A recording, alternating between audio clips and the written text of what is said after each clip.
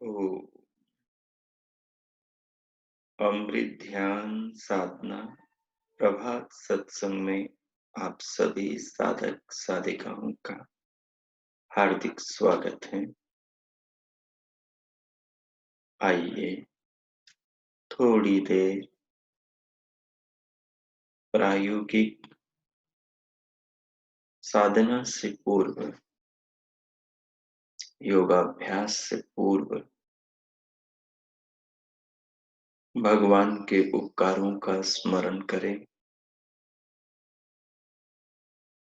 जीवन जीवन दाता, जगत निर्माता, विश्व विधाता परमेश्वर के जो हम पर उपकार हैं, निरंतर जो उसकी कृपाएं नाना रूपों में हो रही हैं,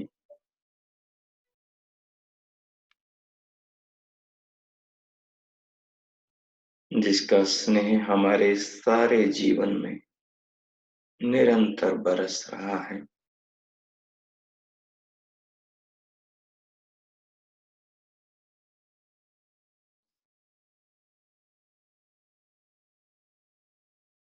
और जो प्रभु हम पर निरंतर उपकारों पर उपकार किए जाते हैं, उन महान प्रभु का धन्यवाद करना, उनके प्रति कृतज्ञता अर्पण करना हमारा कर्तव्य बनता है। उससे हमारे हृदय में निर्मलता, हमारे जीवन में पवित्रता आती है। हमारा सोचने का तरीका धार्मिक और आध्यात्मिक बनता है। सो आइए किसी अनुकूल आसन की स्थापना कीजिए, जिसमें बैठकर ध्यान पर्यंत आप स्थिरता और सुख को अनुभव करते हुए प्रयोग का पूर्ण लाभ ले सके। जिस भी आलती पालती में आसन स्थिति में आप ध्यान पर्यंत बैठ सके, वो लगा लीजिए। कमर, पीठ और गर्दन सीधी हो, दोनों हथेलियां गोद में हो, दोनों पलकें बंद हो, पूरा शरीर आपके ध्यान में, आपकी अनुभूति में हो। आसन की स्थिति को बनाइए और उसे अनुभव कीजिए। मन के द्वारा पूरी देह का आसन की स्थिति का अवलोकन कीजिए।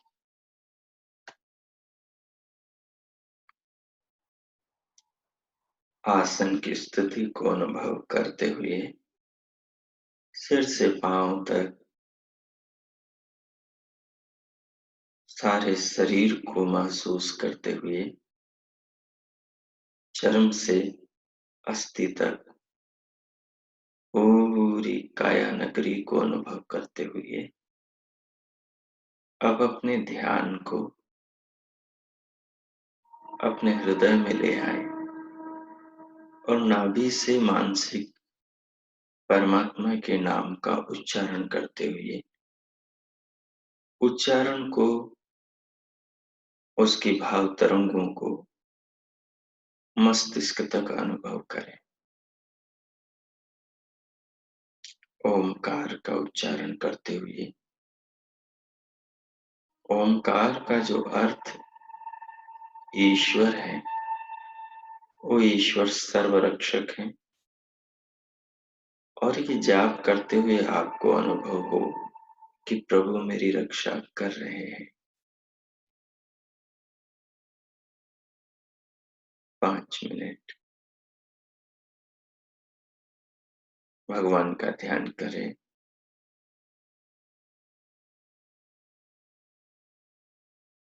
ध्यान करते हुए उनका धन्यवाद, उनका गुणगान, उनकी कृपाओं का एहसास, अनुभव विचार करते हुए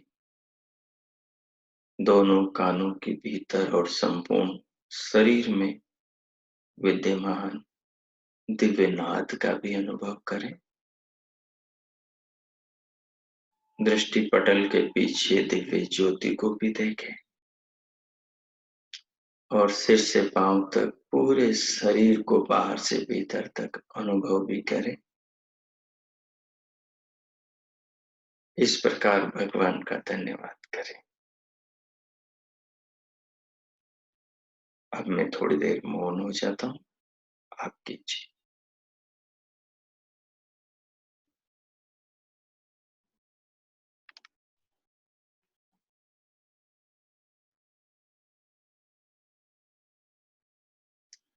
ओ, अब भगवान से प्रार्थना करें कि प्रभु आगे के प्रयोग में आप पर अपने ज्ञान की वर्षा करें, आपकी बुद्धि में अपने ज्ञान का प्रकाश करें।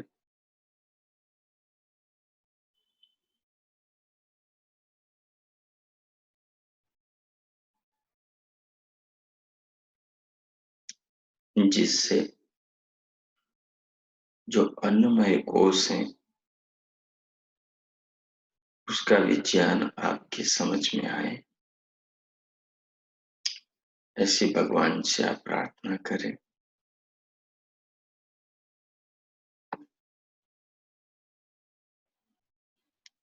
और प्रार्थना करते हुए स्वयं को एक कल्पना में ले जाएं, एक दुनिया में ले जाएं। ठीक उसी प्रकार वहां अनुभव करें जैसे किसी थिएटर में आप बैठे कोई मूवी देख रहे हो, किसी नाट्य मंच के सामने श्रोताओं में बैठकर मंचस्थ नाटक देख रहे हो।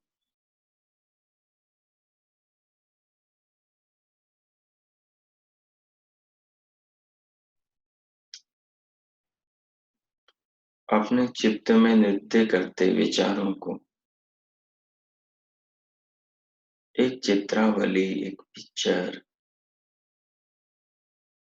एक घटना के रूप में देखिए।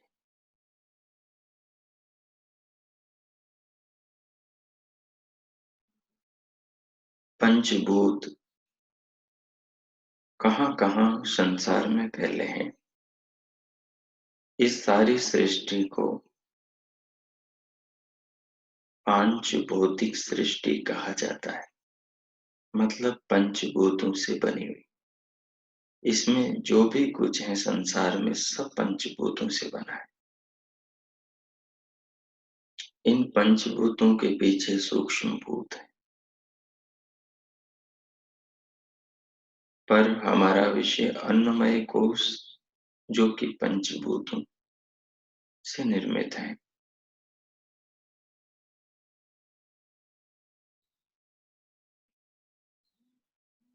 पंचभूतों से ही सूर्य, चंद्रमा, जल, अग्नि, वायु, आकाश बने। पंचभूतों से ही सारी नदियां, सारे सागर, सारे बादल, सारे पहाड़, सारे पेड़ पौधे, सारे पशु पक्षियों के शरीर, सारे मनुष्यों के, स्त्री पुरुषों के शरीर बने।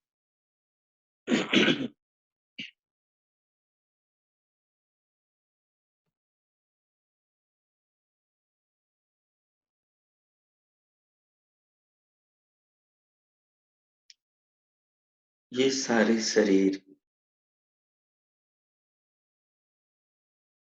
पंचभूतों से निर्मित जो भी खाद्य पेय पदार्थ हैं उन्हीं से विकसित होते हैं, उन्हीं को खाने पीने से बढ़ते हैं। इनका संवर्धन, समृद्धि होती है।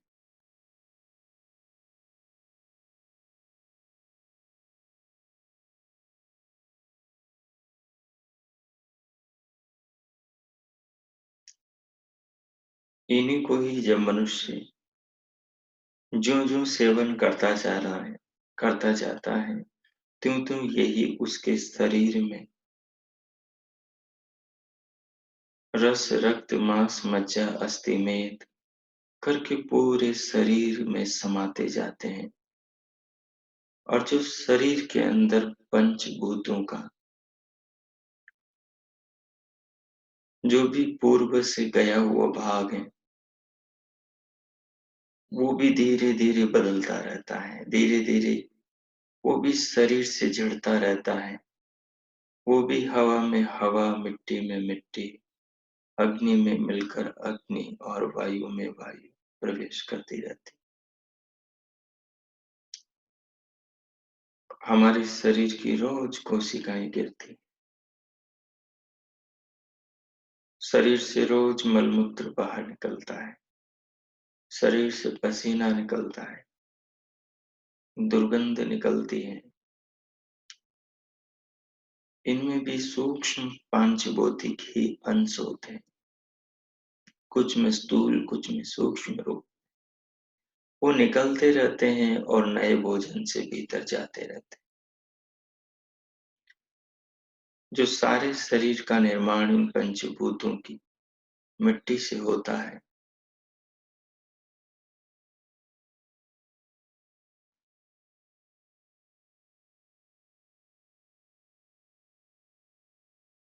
उसी शरीर से फिर नई संतान का निर्माण भी इन्हीं पंचभूतों की व्यवस्था से, परमात्मा के नियम और व्यवस्था से निर्माण होता है गर्भाशय में।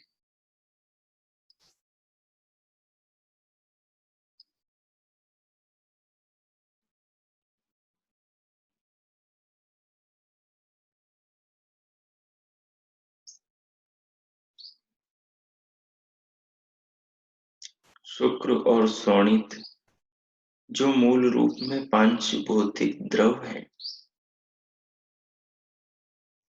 जिसमें पृथ्वी की गंध है,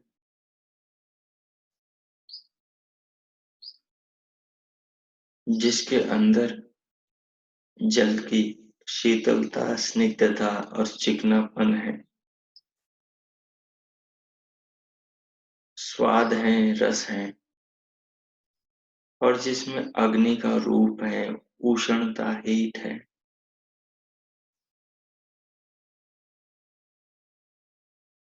और जिसमें वायु का स्पर्श है,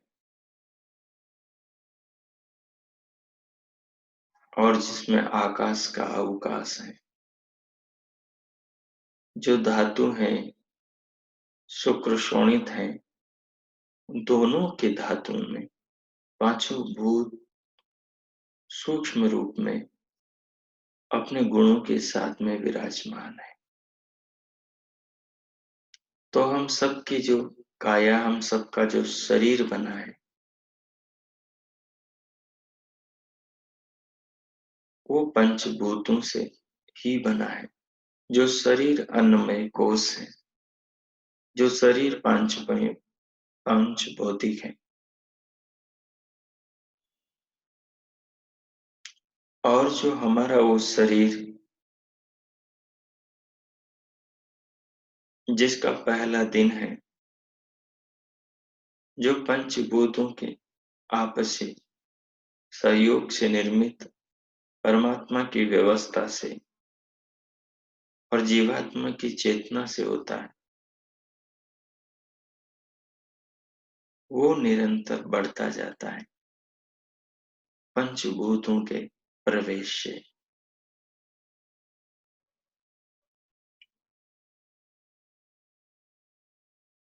माता पांच भूतों का सेवन करती है, वो भोजन करती है, वो खाद्य पेय पदार्थों का सेवन करती है। वो जो जो खाती जाती है, उससे उसके शरीर में रस, रक्त, मांस में जास्ती करके बनता जाता है, और उसी की देह से गर्भ का पोषण होता और गर्भ धीरे धीरे बढ़ता जाता है। जैसे किसी पानी के टब में हम पाइप लगा दें तो धीरे धीरे वो पानी से भर जाता है, या पानी के उस पाइप में हम कोई थोड़ा गाढ़ा द्रव कुछ न कुछ उसमें भेजें तो धीरे धीरे लिक्विड से भर जाएगा। ठीक वैसे ही जो बच्चे और माँ के बीच नाभि नाल होती है, उसके द्वारा पांचों भूत जो माँ के पूरे शरीर में समाये हैं और जो उसके खाने पीने से निरंतर इनमें बदलाव शरीर में होता जा रहा है, और अपनी अपनी जगह खाने पीने के पदार्थों में जो पांचों भूतों के अंश आ रहे हैं वो लेते जा रहे हैं। तो नाभि नाल के द्वारा उनका जो सूक्ष्म रूप है वो नाड़ियों के माध्यम से बच्चे के उस भ्रूण उस शरीर में प्रवेश करते जाते हैं, और जो सारा तंत्र सारी व्यवस्थाएं जो उस नाभि नाल में है उसके द्वारा बच्चे का शरीर माता के गर्भ में बनने लगता है और निरंतर पंचभूतों के ही पोषण से वो बढ़ने लगता है। तो अन्नमय जो शरीर है, अन्नमय जो कोष है, उसका निर्माण सर्वप्रथम माता के शरीर में होता है। ये जो लौकिक माँ है, सांसारिक माँ है, इसके शरीर में ही हमारे अन्नमय कोष का निर्माण होता है। इसकी शुरुआत यहीं से होती।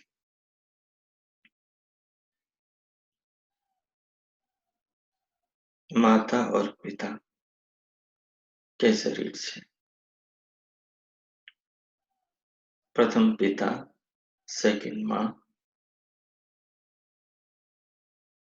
माता के गर्भ में धीरे धीरे ये शरीर पूर्ण पोषण को प्राप्त करके 9 मास बाद बाहर आता है, फिर दूसरी माता की शरण में चला जाता है। पहले जन्मदात्री माता से इसका जन्म होता है, माता पिता से, और उसके बाद में फिर ये जन्मदात्री माता के स्तनों से अपना विकास करता है। उन स्तनों से आ रहे दूध में भी पांचों भूत, उनमें पृथ्वी की गंध है, दूध में अपनी स्मेल होती है, उसके अंदर अपना स्वाद है जो जल का तत्व है, जो मीठापन होता है वो जल की मृदुता है, और जो द्रव है उसमें जो स्नेह है, उस दूध के अंदर जो चिकनापन है, वो सब जल के गुण है। दूध का जो अपना श्वेत रंग है वो अग्नि की देन है, और दुग्ध में जो उष्णता होती है वो भी अग्नि की देन है, और दूध के अंदर स्वाभाविक वायु का वेग होता है, कण कण में वायु होती है, जैसे हम पानी पीते हैं उसमें भी जाती है। जैसे पानी के नीचे रहने वाले जो जंतु हैं समुद्र में या तालाब में, तो वो अंदर ही अंदर मछलियां पानी में जो वायु समाई है उसका पान करते रहते हैं।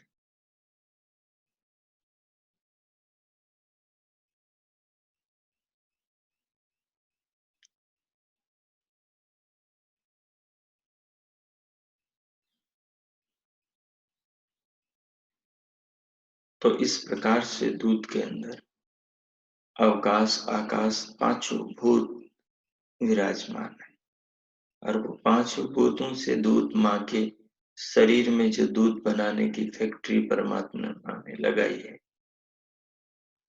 उसी से वो बन रहा है। यहाँ पूरा अद्भुत है। ये पूरा देखने लायक, विचारने लायक दृश्य है। इससे जो बोध ज्ञान प्राप्त होता है, वो आंखें खोलने वाला है। माँ की आत्मा को, पिता की आत्मा को कोई पता नहीं कि उनके शरीर में क्या रासायनिक बदलाव होकर खाद्य पेय पदार्थों से क्या-क्या, कैसे-कैसे धातु, कैसे-कैसे क्या-क्या बन रहा है। माँ को भी पता नहीं। गर्भवती होने के बाद जैसे ही प्रसववती होती हैं, जैसे ही बच्चा गोद में आता है, आँचल में दूध आ जाता है, उसको भी पता नहीं। और बच्चे को भी पता नहीं, वो उस दूध को पीने लगता है, उसके शरीर की वृद्धि होने लगती है।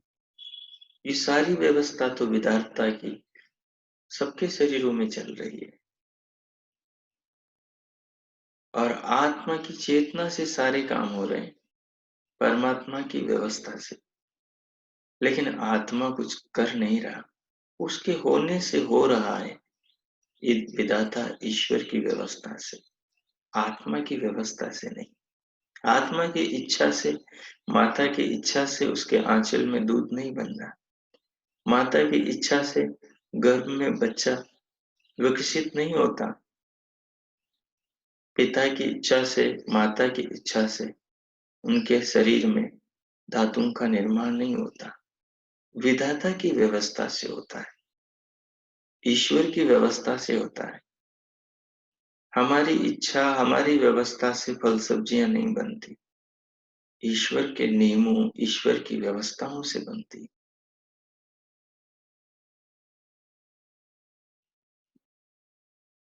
पृथ्वी ईश्वर के नियम से हमें धारण कर रही है। जल, अग्नि, वायु, आकाश सब ईश्वर के बनाए नियमों पर चलकर हमारा पोषण, हमारे जीवन का धारण कर रहे हैं। तो माता के शरीर में परमात्मा की व्यवस्था से जो दूध बन रहा है, पांचों भूतों से, उस दूध में पांचों भूत है। और बच्चे के शरीर में आहार नली से वो दूध उसकी जठराग्नि में जाकर पचकर वहां से रस, रक्त, मांस, मज्जा, अस्थि, मेद करके उसके शरीर में भी धातु का निर्माण कर रहा है। और उस धातु से उसकी ग्रंथियों के अंदर मजबूती, हड्डियों के जोड़ों के अंदर गठन, मजबूती, मस्तिष्क का विकार और बुद्धि का विकास सब कुछ होता है। तो सारा का सारा जो ये पूरा जो पंचभूतों का व्यापार है, जो स्थूल भी है, सूक्ष्म भी है, जो बाहर भी है, भीतर भी है, जो दृश्य भी है, अदृश्य भी है, सर्वत्र इन्हीं का नृत्य चल रहा है। और परमात्मा ही इनको नाना रूपों में, नाना कार्यों में, नाना ढंग से इस सारे संसार के निर्माण में लगाए हुए हैं।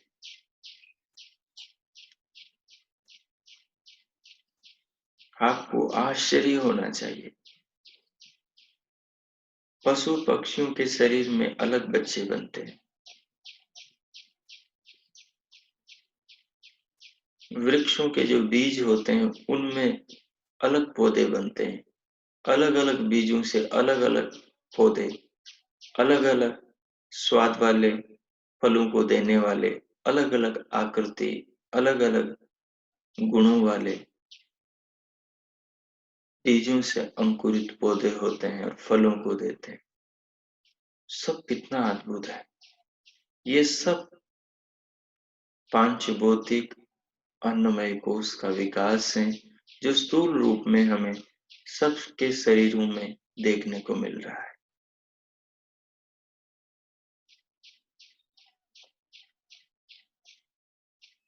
जिस बच्चे को आप गोद में लेते हो, खिलाते हो, लाड चाव करते हो, स्नेह करते हो, प्रेम करते हो, वो उसके शरीर से, उसके अन्नमय कोश से ही सारे लाड चाव होते हैं।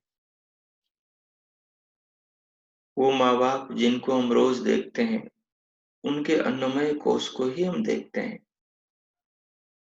चर्म से लेकर जो धातु पर्यंत हैं, उनमें से हमारा संबंध केवल उनकी चमड़ी से ही, उनके बाहर के बने हड्डियों के ढांचे पर चढ़े चमड़े के खोल से ही होता है।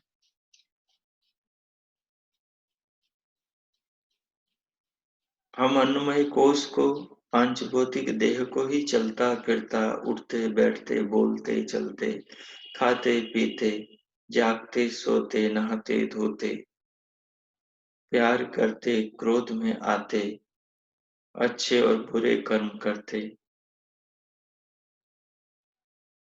चीजों को बनाते, चीजों को बिगाड़ते, संसार में जिन जिन रूपों में आप मनुष्य को जिन जिन कार्यों को करते हुए देखते हैं, वो सारे काम अन्नमय कोश के द्वारा होते हुए ही दिखाई देते हैं।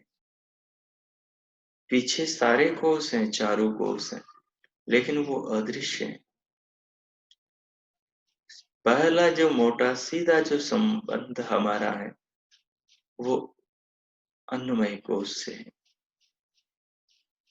इसलिए जीवन में अन्नमय कोश का बहुत बड़ा रोल है, बहुत बड़ा कार्य क्षेत्र है। जन्म से मृत्यु पर्यंत अन्नमय कोश के ही संपर्क में रहते हैं। ये अन्नमय कोश आत्मा नहीं है, अन्नमय कोश हम नहीं है। हम में से कोई भी ये नहीं कह सकता कि मैं शरीर हूं, ये नहीं कह सकता कि मैं शरीर के सिर का बाल हूं, मैं दो आंखों में से एक आंख हूं, मैं दो कानों में से एक कान या दोनों कान हूं, मैं 32 दांतों में से सामने वाले 4 दांत या पूरी 32 ही हूं। मैं इस शरीर की मुख से निकलने वाली वाणी की जीवा हूं। कोई नहीं कह सकता इस बात को कि मैं सारे कर्मों को करने वाले हाथ हूं। कोई नहीं कर सकता कि मैं इस शरीर को एक जगह से दूसरी जगह ले जाने वाले 2 पैर हूं।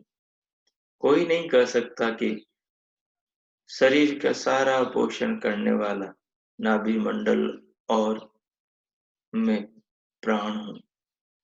कोई नहीं कह सकता कि मैं पांच भौतिक शरीर हूं। कोई नहीं कह सकता कि मैं अन्नमय कोश हूं। आत्मा अन्नमय कोश पांच भौतिक शरीर नहीं है।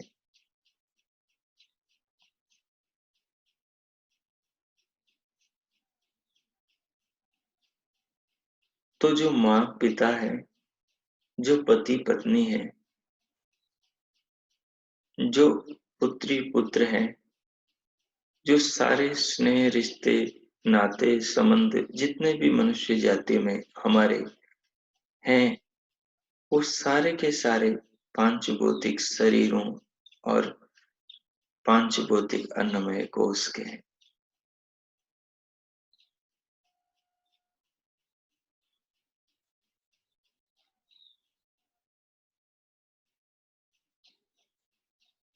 सब और उसी का विस्तार है।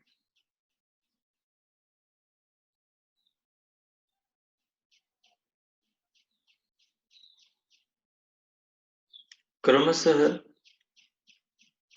एक का दूसरा, दूसरे का तीसरा, तीसरे का चौथा, चौथे का पांचवा आधार है।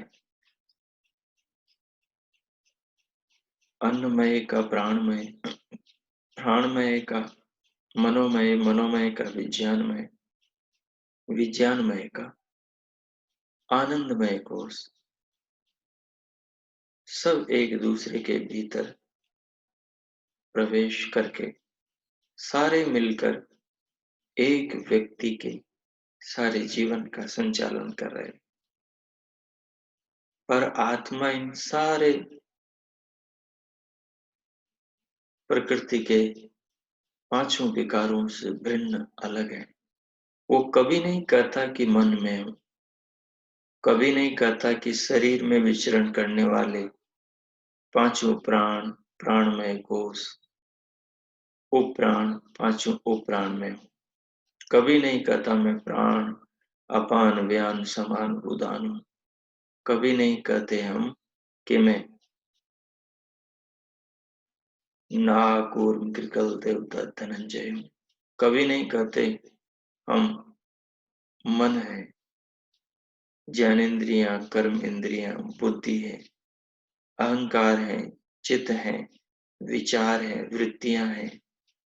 कभी नहीं कहते हम कि हम शरीर के अंदर अनुभव होने वाली खुशी है, जो खाने से, पीने से, नाना क्रियाओं से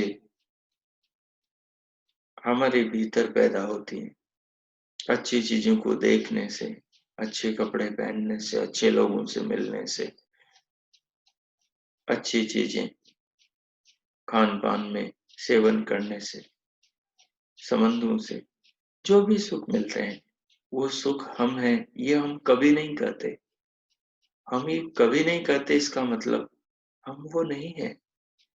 हम शुद्ध आत्मा है।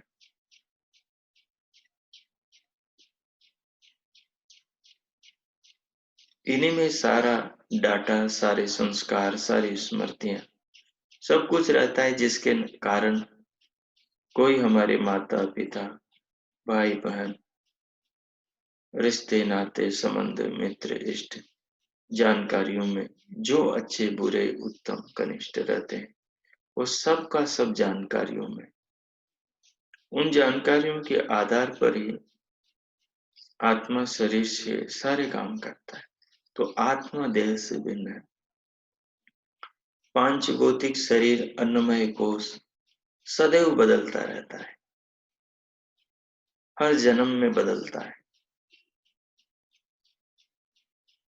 और इस शरीर का, एक जीवन में मिलने वाले शरीर में भी अन्नमय कोश निरंतर नवे नवे होते जाते हैं और अपने पुरानेपन को छोड़ते जाते हैं।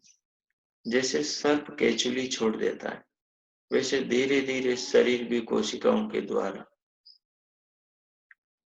अपने पुरानेपन को छोड़कर नए नएपन में आता रहता है।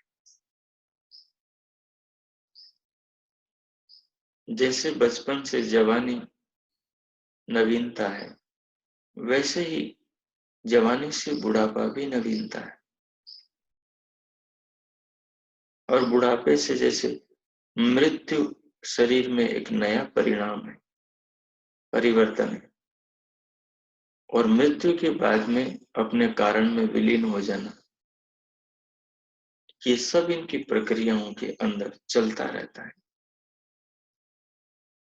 तो हमारा सारा जो संबंध है वो अन्नमय कोश से।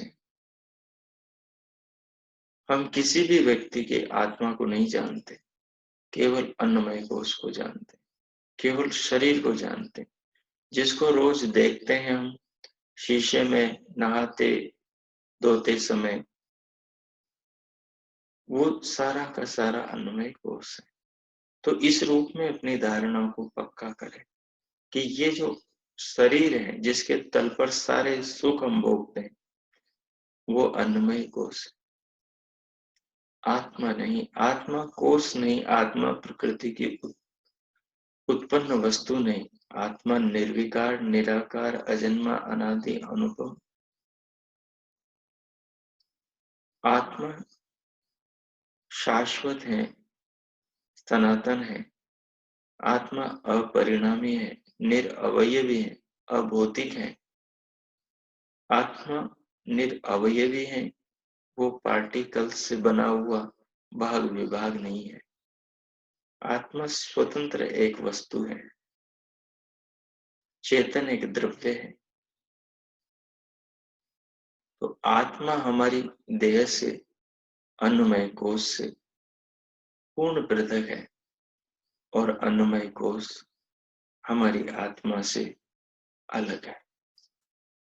ठीक इसी प्रकार से प्राणमय कोश, जिसे हमने पिछले लंबे दिनों में प्रयोगों द्वारा समझा, वो पूरा का पूरा हमारा प्राणमय कोश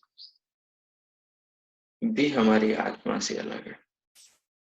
जैसे प्राणमय कोश हमारा अलग है, वैसे ही पीछे हमने मनोमय कोश पर बहुत काम किया। मन के विज्ञान को देह में समझा। मन क्या है, कैसे काम करता है, कैसे इसका अनुभव होता है, कैसे हम इसको ठीक कर सकते हैं। मनोमय कोश भी हमारी आत्मा नहीं, विज्ञानमय कोश जिसके द्वारा हम निर्णय करते हैं, जिसमें बुद्धि, चित्त और ज्ञानेंद्रियां होती, वो सब भी हम नहीं। और आनंदमय कोश जिससे हम आनंद, खुशी अनुभव करते हैं सुषुप्ति में, निद्रा में, वो भी हम नहीं है। हम इन सब से पृथक, हम इन सब से भिन्न शुद्ध आत्मा है।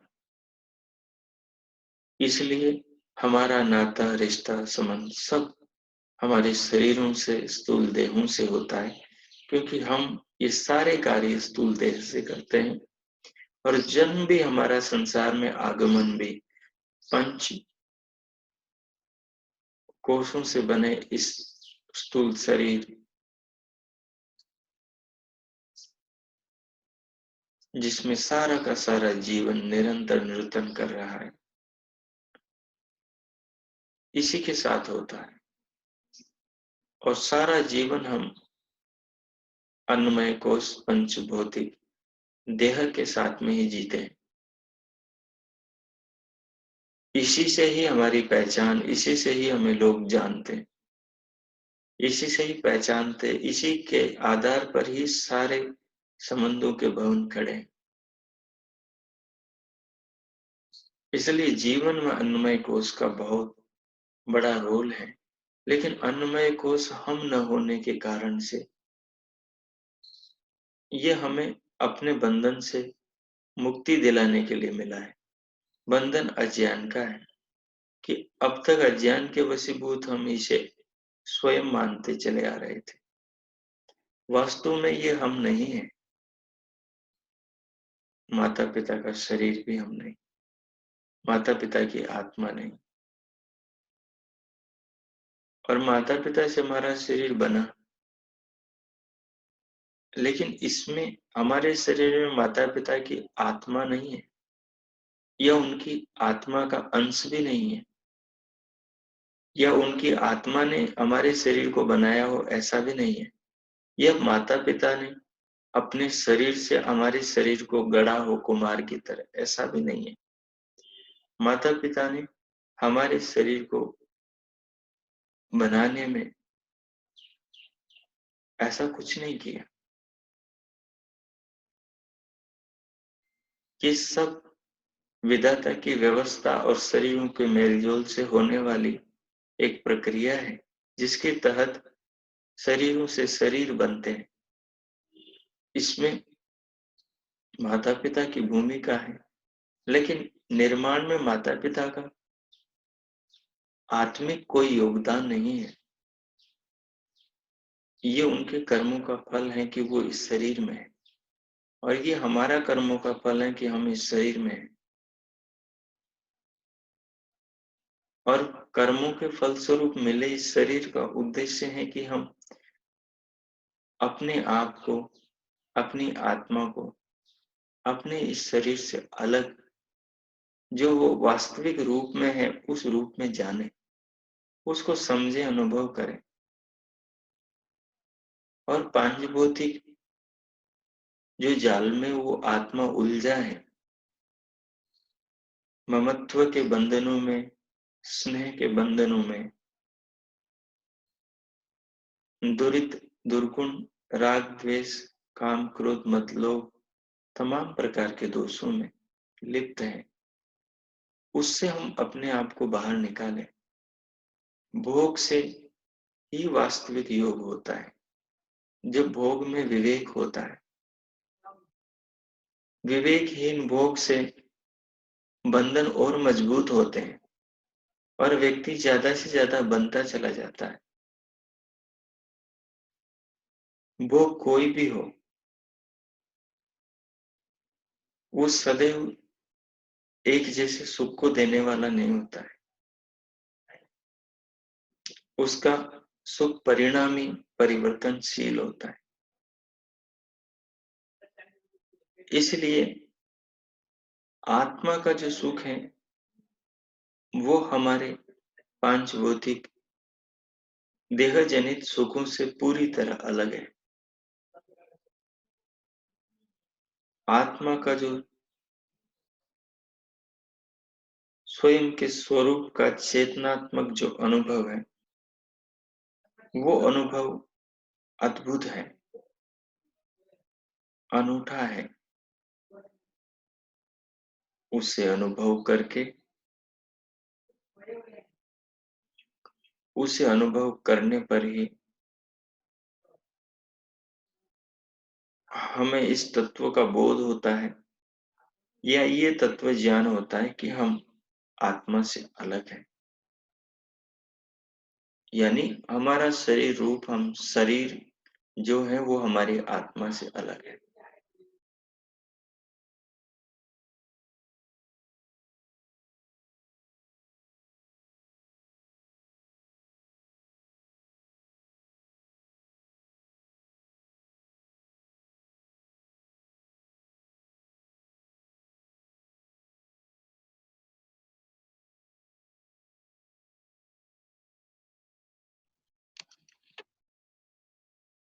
तो इस प्रकार से अपने इस जीवन के रहस्य को समझें। प्रभु ने हमें ये शरीर क्यों दिया है, इसके महत्व का मूल्यांकन करें। इसमें बसे रहने के लिए और आगे और दुर्गति को प्राप्त होने के लिए शरीर प्रभु ने नहीं दिया। प्रभु ने ये शरीर इससे भी सुंदर, जो हमारी अपनी आत्मा है, जो निर्विकार है, जो बदलती ही नहीं। इस शरीर से मिलने वाले सारे सुख बदलते हैं, पर हमारी आत्मा का जो अपना सुख है वो नहीं बदलता। जो स्वरूप है उसमें कोई गिरावट, बदलाव नहीं आता। और आत्मा से जो परमात्मा का अनुभव लिया जाता है, जो आनंद लिया जाता है, वो भी अपरिवर्तनशील होता है।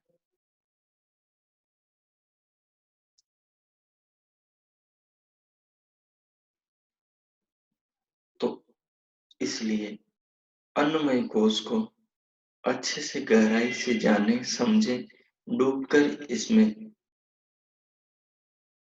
इससे जो आत्मा के साथ जो बंधन बंधे हुए हैं उन बंधनों को काटे। उसका आधार एक विवेक है,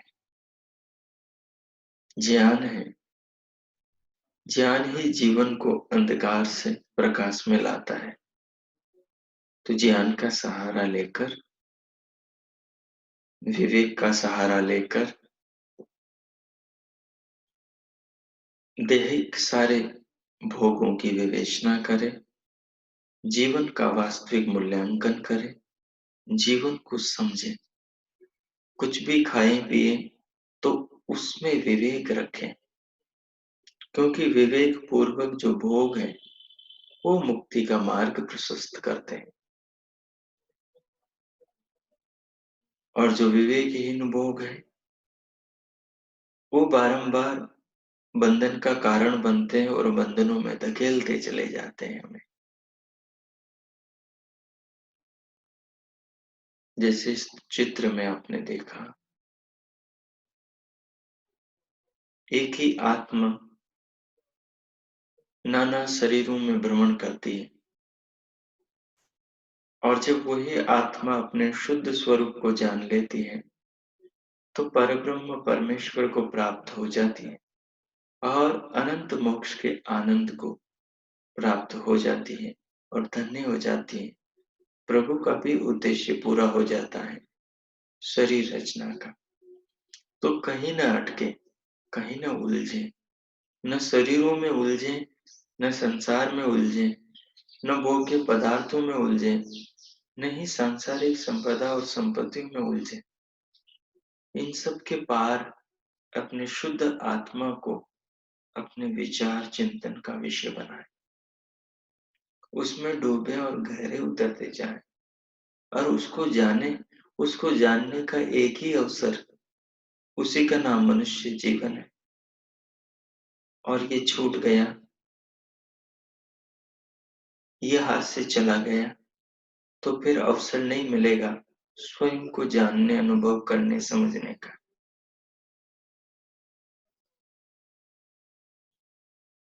इसलिए सांसारिक हर कृत्य, हर व्यवहार के पीछे अपने विवेक के तीसरे नेत्र को खुला रखें और उससे हर क्रिया, हर गतिविधि, हर कर्म, हर कृत्य, हर व्यवहार में अपनी आत्मा को उससे अलिप्त रखें।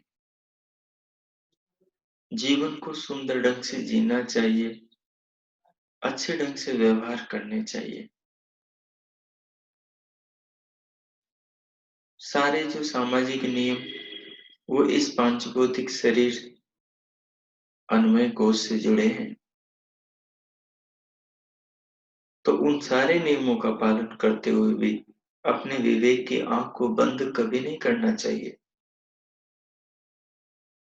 भावनाओं में, प्रलोभनों में, दबावों में,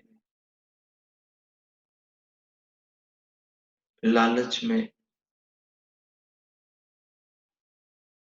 आदि आदि के कारण विवेकहीन जीवन निर्णय कभी नहीं लेने चाहिए। सांसारिक प्रसिद्धि, ऐश, प्रतिष्ठा, इनके पाने के लिए भी आत्मा को दुर्गति के मार्ग पर कभी नहीं ले जाना चाहिए, क्योंकि सांसारिक वैभव और मान सम्मान सदैव रहने वाला नहीं, ये इस शरीर के साथ में ही स्वाहा हो जाने वाला है।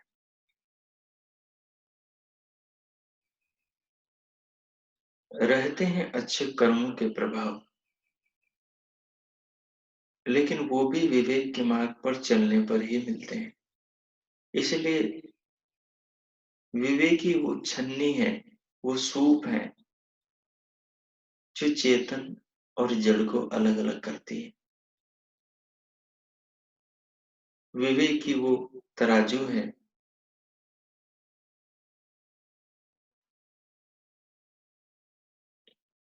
जो जड़ और चेतन के मूल्य का मूल्यांकन करने में हमें समर्थ बनाता है। विवेक ही वो नौका है जो अंधकार और दुखपूर्ण नाना प्रकार की योनियों के इस भरे इस संसार से हमें मुक्ति के द्वार परमात्मा के आनंद तक पहुंचाती है।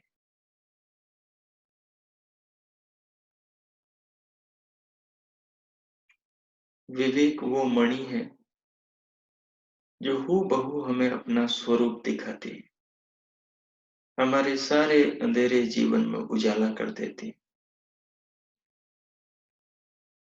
या यूं कहो विवेक ही परमात्मा का सबसे बड़ा उपहार है, जो उसे पाकर जीवन में बंधनों से अपनी आत्मा को छुड़ाने के लिए प्रयत्न नहीं करते, वो बड़े दुर्भाग्यशाली मनुष्य हैं। ये जीवन बड़ा ही अद्भुत है। इह चेत अवेदित सत्यमस्ति न चेत इह अवेदित महति विनष्टि। यदि इसी संसार में सत्य को, स्वयं को, आत्मा को, परमात्मा को, प्रकृति के सारे विकार और शरीरों को जान लिया तो बहुत अच्छा है, जीवन सफल हुआ। नहीं जाना तो फिर इससे बेहतर योनि नहीं मिलने वाली। इस शरीर से बढ़िया अवसर स्वयं को जानने और आनंदित करने का, कल्याण करने का नहीं मिलने वाला, फिर तो बंधन ही बंधन है। क्योंकि पशु पक्षियों के शरीरों में कितने कष्ट हैं, उनके शरीरों की आयु भी पूरी नहीं हो पाती और वो किसी का भोजन बन जाते हैं। और बिना कष्ट के जितने भी जंगल में मांसाहारी पशु हैं, या जो मांसाहारी नहीं है, वो भी एक दूसरे के भोजन बनते हैं और जीवन भर भय में जीते हैं। आप भले ही एक पिंजरे में बंद हो जाए, आपके चारों ओर यदि नरभक्षी पशु हैं, तो आप चैन से नहीं सो पाएंगे। भय भीतर बना ही रहेगा। उन योनियों के अंदर हमेशा भय बना रहता है। जैसे सोते हुए मनुष्य को जगाते हैं तो वो भयभीत नहीं होता, पर सोते हुए किसी पशु को जगाओ आप, वो है, वो अचानक डर के उठ बैठेगा कि कोई उसे मार न दे। तो मुक्ति का मार्ग ही मनुष्य का जीवन है। तो आइए अन्नमय कोश के पूरे स्वरूप पर इस आंशिक चिंतन की आंख से पूरे जीवन में झांकने की आप प्रयास करें और जीवन को समझें। आज की बैठक को यहीं तक रखते हैं और इस पर विचार विनिमय चिंतन मनन करते हुए अपना जो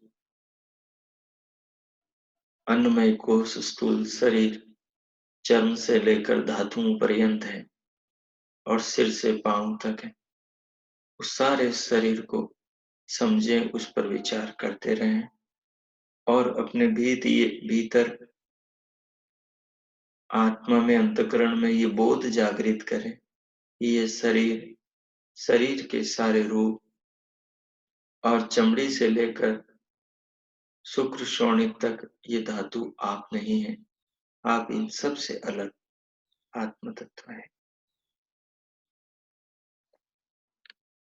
इति ओम शांति पाठ।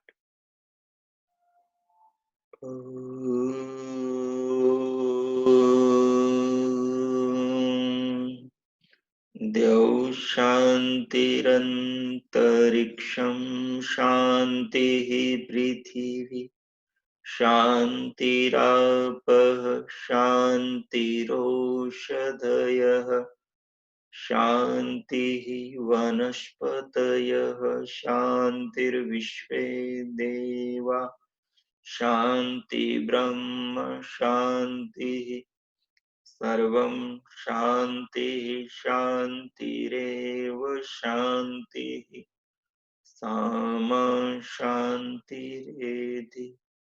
ॐ शान्ति शान्ति शान्तिः। ओम।